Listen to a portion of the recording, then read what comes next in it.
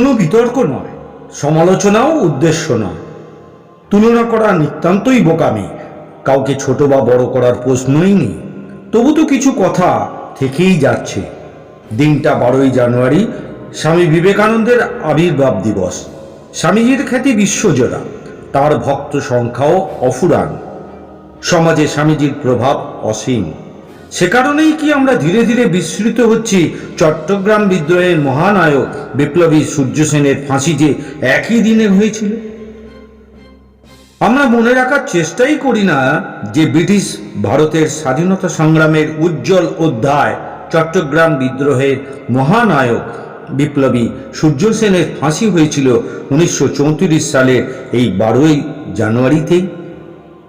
বাংলা ও বাঙালি অনুষ্ঠানের আজকের 20তম পর্বের নিবেদন মাস্টারদা সূর্য সেন প্রসঙ্গ।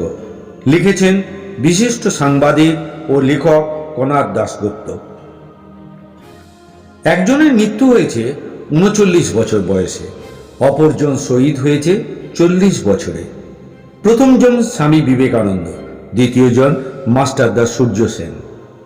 বিবেকানন্দের জন্মদিন 12ই জানুয়ারি, আর এই 12ই জানুয়ারি ব্রিটিশরা ফাঁসি দিয়েছিল সূর্য সেনকে। কোনো বিতর্ক চাই না, সমালোচনাও উদ্দেশ্য নয়। তুলনা করলে যে দুজনকেই ছোট করা হয় সে বোধ আমার আছে। যারা জোর করে বিষয়টির অপব্যাখ্যা করবার চেষ্টা করবেন তাদের বোধশক্তি নিয়ে প্রশ্ন তুলবই। বিষয়টি স্বামী বিবেকানন্দ বা সূর্য সেন সংক্রান্ত নয়, প্রশ্ন আমাদের মানসিকতা নিয়ে, সংকীর্ণ রাজনীতিতে আবদ্ধ বাঙালি চেতনার অবনমন নিয়ে, অবনতি নিয়ে, বাঙালি নেতা নেত্রীদের চিন্তার দৈন্যতা নিয়ে। স্বামীজির খ্যাতি বিশ্বজোড়া, স্বামীজির ছবি খুবই পপুলার, তার ভক্ত সংখ্যাও অফুরান। অজস্র ভক্ত মানে অজস্র ভোটার। রাজনৈতিক দল বা নেতা নেত্রীদের কাছে ভোটাররাই ভগবান। ফলে রাজনীতির লোকজন যে সেই ভগবানকেই পুজো করবেন তাতে আশ্চর্যের কিছু নেই। কাগজে বিজ্ঞাপন দিয়ে ঘটা করে শ্রদ্ধা নিবেদনের প্রতিযোগিতা চালিয়ে বেশিরভাগ রাজনৈতিক দলের নেতা নেত্রীদের দেখা যায় সকাল থেকেই নানাভাবে শ্রদ্ধা নিবেদন করেছেন স্বামীজিকে। কে কতজন বিবেকানন্দের অনুরাগী তা বোঝা যায় সোশ্যাল মিডিয়ায় চোখ রাখলেই।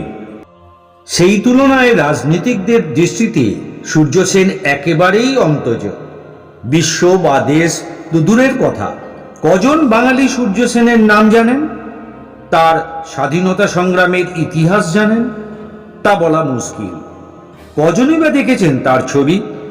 ফলে তার ফ্যান ফলোয়িং তো নেই, তাই ভোটারও নেই।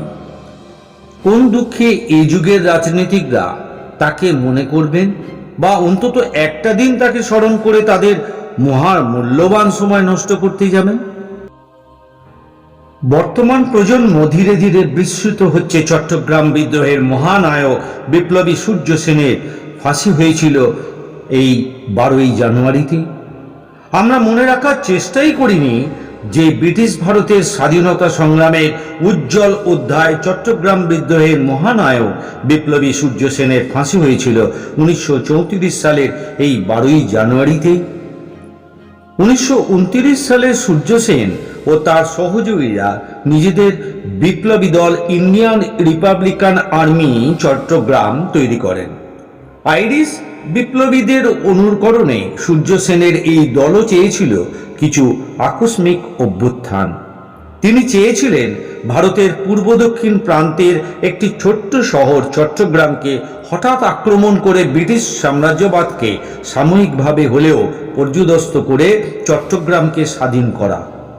সূর্য সেনের ধারণা ছিল চট্টগ্রাম বিদ্রোহের আদর্শ ও সাফল্য বহু স্থানে অনুসৃত হবে এবং ভারতব্যাপী বিপ্লবের সম্ভাবনার বাস্তব হয়ে উঠবে।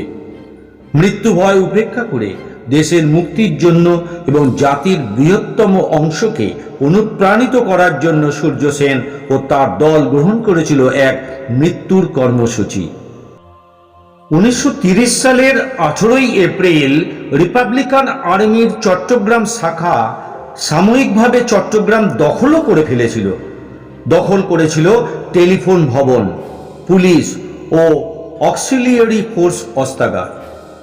সূর্য সেন লিখেছিলেন, কত স্নেহময়ী জননীর বুক শূন্য করে তার সোনার পুতুলিকে স্বাধীনতার বেদিমূলে আহুতি দিয়েছি।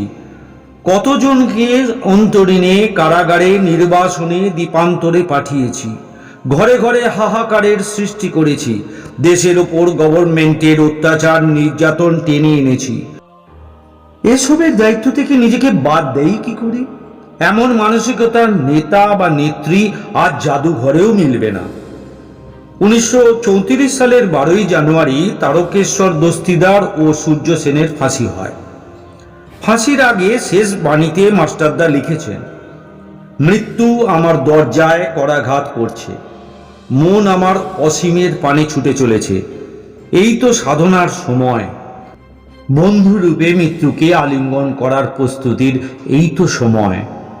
আর এখন তো ফুটো পয়সার স্বঘোষিত নেতারাও দেশের কাজ করেন কেন্দ্রের বা রাজ্যের ধ্বংস নিরাপত্তা নিয়ে।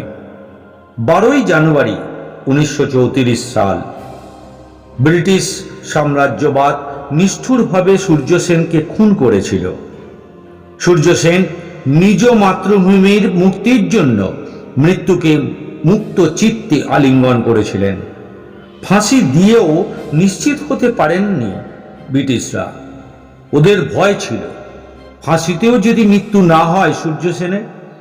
তাই ফাঁসির পর তারকেশ্বর দস্তিদার ও সূর্য সেনের দেহ দুটি জেলখানা থেকে বের করে ট্রাকে চাপিয়ে 4 নম্বর স্টিমার ঘাটে নিয়ে যাওয়া হয়। এরপর দেহ দুটি ব্রিটিশ ক্রুজার দ্য রিনোনে তুলে নিয়ে যাওয়া হয় বঙ্গোপসাগর ও ভারত মহাসাগরের সংলগ্ন কোনো একটা জায়গায়। সেখানে পৌঁছে সূর্য সেন আর তারকেশ্বর দস্তিদারের মরদেহের বুকে 100 কেজি লোহা বেঁধে ছুঁড়ে ফেলে দেয় মহাসাগরে। প্রধানমন্ত্রী, মুখ্যমন্ত্রী, মন্ত্রী, সাংসদ, বিধায়ক বা অন্য কোনো প্রতিদানের আশায় মাস্টারদা দেশের জন্য বলিপ্রদত্ত হননি। এই মৃত্যু তিনি নিজেই বেছে নিয়েছিলেন দেশকে স্বাধীন করার লক্ষ্যে। আমরা বাঙালিরা তো নিজেদের দেশের সবার আগে গণনীয়, অগ্রগণ্য, শ্রেষ্ঠ জাতি হিসেবে নিজেরাই গায়ে স্ট্যাম্প লাগিয়েছি। তাই বিনিময়ে আমরা সূর্য সেনের দিকে একরাশ উপেক্ষা সবেগে নিক্ষেপ করেছি। ঠান্ডা মাথায় ভুলেছি মৃত্যুঞ্জয়ীকে। তবু আমরা দেশের সেরা জাতি। সারা বছর তো দূরের কথা, বছরের মাত্র 2টো দিন এই মহান বীরের জন্ম অথবা শহীদ হওয়ার দিনটিও পরম নিষ্ঠায় আমরা ভুলে গিয়েছি।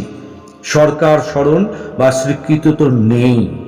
আমরা যারা নিজেদের সচেতন ভাবি, দেশ বা রাজ্যের স্বঘোষিত অভিভাবক ভাবি, বাঙালিয়ানা নিয়ে আসর তপ্ত করি, কার বা কাদের হাতে এই ভারতবর্ষ বা বাংলা নিরাপদ থাকবে সেসব নিয়ে গভীর চিন্তায় নিমগ্ন থাকতে ভালোবাসি, বহিরাগত কারা তা নিয়ে উৎসবে মেতে উঠি, সেই আমাদের কজনই বা আজ স্বামীজির বৃত্তের বাইরে এসে অন্যভাবে মনে রেখেছি একেবারেই বহিরাগত নন সূর্য সেনকে।